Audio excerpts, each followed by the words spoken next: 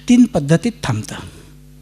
एक म्हणजे electrical failure, ज्याचा उल्लेख याने केला की पार्टी चालली ती सडनली पडला आणि गेला, इलेक्ट्रिकल फेल्युअर असतं. काही चेहऱ्यावर वेदनेचं हे सुद्धा नाही, चेहरा अगदी शांत असतो. त्यावेळेला जर डिफिब्रिलेटर नावाची चीज शेजारी उपस्थित असेल तरच तो वाचू शकतो, नाही तर वाचत नाही.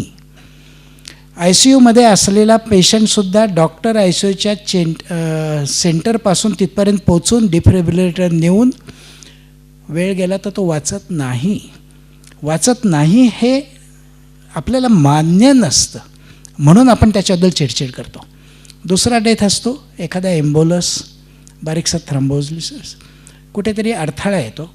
तो डिझॉल्व करण्याची औषधं वेळेत, तासाभरात, 2 तासात यांच्याकडे नेल्यानंतर हे कार्डियकवालेच असल्यामुळे कॅथलॅबमध्ये घेतल्यावर काय काय होतं त्याचं वर्णन ते माझ्या बोलण्यानंतर करतील.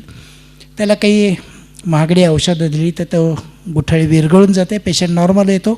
तिसरा अडथळा म्हणजे आपल्याला सगळ्यांना माहिती आहे किती ब्लॉक्स आहेत, आणि मग किती ब्लॉक्स असले तर ऑपरेशन करायचं, अमक्याने सांगितलं आहे, मग ते करायचं की नाही, नाहीच केलं तर काय होईल, वगैरे वगैरे सगळी चर्चा चालते.